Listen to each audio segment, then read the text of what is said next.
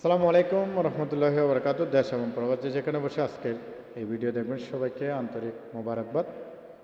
দীর্ঘদিন পরে আপনাদের মাঝে একটা ভিডিও নিয়ে আসলাম। গতকাল গত ফ্যাসিস্ট আওয়ামী লীগ সরকার পালনের 1 বছর পূর্ণ হয়েছে। 1 বছরে জাতি কি পেয়েছে না পেয়েছে সেটা পরের বিষয়। তবে যারা এই আন্দোলনের নেতৃত্ব দিয়েছেন সেখানে প্রথম সারির 5 জন না 4 জন নেতা 5ই আগস্ট শেখ হাসিনা যে 1 বছর পূর্ণ সবাই বিভিন্ন জায়গা থেকে ঢাকায় এসেছেন। প্রধান উপদেষ্টা সেদিন ঘোষণাপত্র পাঠ করেছিলেন। জাতির যেটা আশা আকাঙ্ক্ষা ছিল সেদিন প্রধান উপদেষ্টা পাঠ করে কম বেশি যা দরকার সেটা পাঠ করেছেন, বলেছেন। বাকি হয়তো আরও কিছু সেখানে যুক্ত করতে পারে।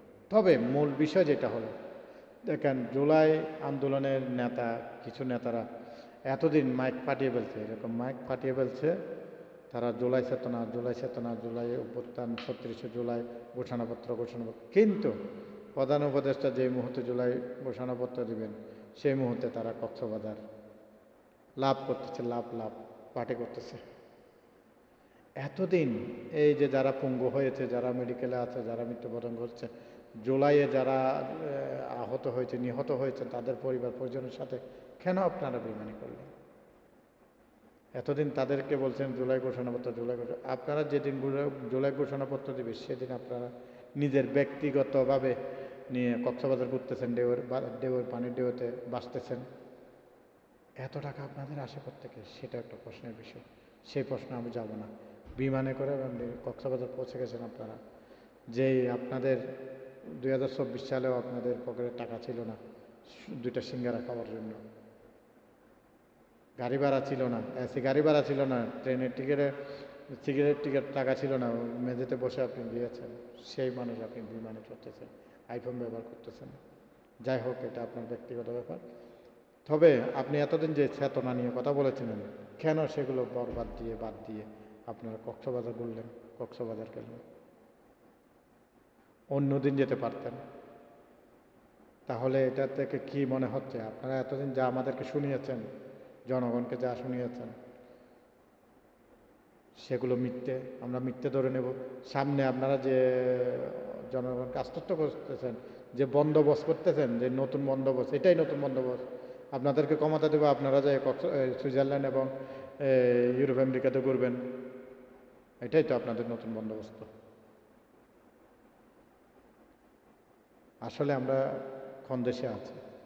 কাদেরকে বিশ্বাস করবেন বলেন? আমরা কাদেরকে বিশ্বাস করব? জনগণ যারা এই অভ্যুত্থানে আপনারা নেতৃত্ব দিয়ে আপনাদেরকে বিশ্বাস করে। আপনারা এই 1 বছরের যে দিন ঘোষণাপত্র পড়বে এতদিন আপনারা এটা নিয়ে আন্দোলন করতেছেন, গেরুয়া করলেন, এই নিজে ডিক্লার দিবেন বলতেছেন, আবারও আন্দোলনে যাবে বলতেছেন। এখন ঘোষণা দিব সেদিন আপনারা কক্সবাজার ডং ডং ডং করতেছেন, সাগরে বাঁচতেছেন। আরও নিরাপত্তা, আপনাদের কঠোর নিরাপত্তা দিয়েছে সরকারের পুলিশ বাহিনী, সরকারের যে আইনশৃঙ্খলা বাহিনী। আপনাদেরকে বলতে চাই, আপনার জনগণের নিরাপত্তা দেবেন।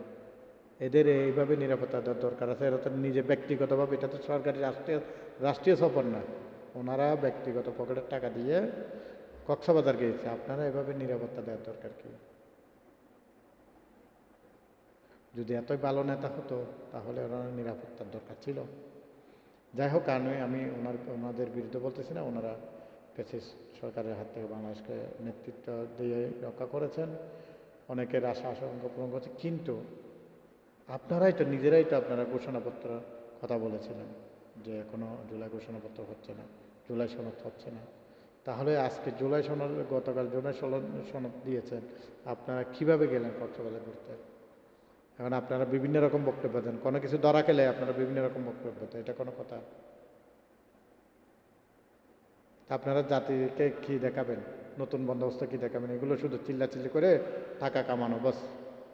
আমি যা বুঝলাম, আপনারা চিল্লাচিল্লি করবেন এবং টাকা কামাবেন, এটাই হলো বন্দোবস্ত না? আপনারা উচিত ছিল যারা আহত নিহত পরিবার আছে সবাইকে এনে কালকে মানে মেভিনিয়তে বসে সবাই এই জিনিসটা শোনা, বসা, কথা বলা, আরও কিছু দরকার হলে এখানে সংযোজন বিযোজন করা, যা কিছু করতে হয় করবেন। আপনারা গেছেন কক্সবাজার ঘুরতে, সাথে দেখলাম আপনাদের নেত্রীও গেছে। উনি আমাদের হ্যাঁ, ভবিষ্যৎ উনি মন্ত্রী হলে এমপি হলে আমাদের স্বাস্থ্য খাতে উন্নত করবে, এটাই আর কি। এদিকে মানুষ মরবে, উনি চলে যাবে সুইজারল্যান্ড সাগরে ঘুরার জন্য নিউজিল্যান্ডে। এগুলো ছেড়ে জনগণের কাতারে আসুন, জনগণকে বোঝার চেষ্টা করুন। হ্যাঁ, আজকে প্রধানমন্ত্রী হবেন, কি হয়েছে? আপনি 10 বছর পরে তো প্রধানমন্ত্রী হতে পারবেন, হয়তো মন্ত্রী হতে পারবেন, এমপি হতে পারবেন। আপনারা যদি এটাই করেন, আপনারা ছিলেন একটা সার পয়সা আপনাদের পকেটে ছিল না, সে আপনারা এখন মানে কি বড় বড় হোটেলে বিমানে চড়তেছেন। আর আমরা প্রবাসীরা এত আন্দোলন করে আমরা এগুলো করতে পারতেছি না। হায়রে রাজনীতি! এখানে আপনারা কি টাকা কামাচ্ছেন? এগুলো তো নিশ্চয় দুর্নীতি। এগুলো তো দুর্নীতি ছাড়া কোনো কিছুই নেই। আমরা কষ্ট করি, আমরা প্রবাসীরা কষ্ট করে টাকা কামাচ্ছি। আপনারা টাকা না কামিয়ে বিভিন্ন বাংলাদেশের পুরো বাংলাদেশ ঘুরতেছেন এবং এই যে বিমানে করে কক্সবাজার ঘুরতেছেন, কক্সবাজার যাচ্ছেন। টাকাগুলো কোত্থেকে আসে? এগুলো কি আপনার হক টাকা? আপনি ইনকাম করে যাচ্ছেন? আমি চ্যালেঞ্জ করে বলি আপনাদেরকে, আপনারা 1 মাস চাকরি করেন, 2 মাস চাকরি করেন, তারপর কক্সবাজার যান। আপনাদের টাকা কীভাবে আসে আমি তো বুঝতাম না। বাংলাদেশে মানে কি রাজনীতির মধ্যে কি জাদু আছে? নিশ্চয় রাজনীতিতে জাদু আছে, জাদু না হলে এরকম কেন হয়? রাজনীতিতে আসা মাত্র এখন মানে কি আরে দৌড়াদৌড়ি, আরে ঘোরাঘুরি, কি অবস্থা! আহা, এগুলো বাদ দিয়ে জনগণের কাজ রাজনীতি করেন, গরিব দুঃখীর রাজনীতি করেন। আপনার যেই পাঞ্জাবি পরে আপনি এই যে এদিকে যে ঘোরাফেরা করতেন আগে একটা কাপড়, ওইটাই পরেন। দামি দামি স্যুট পরলে তো মানুষের হৃদয়ে ঢুকতে পারবে না।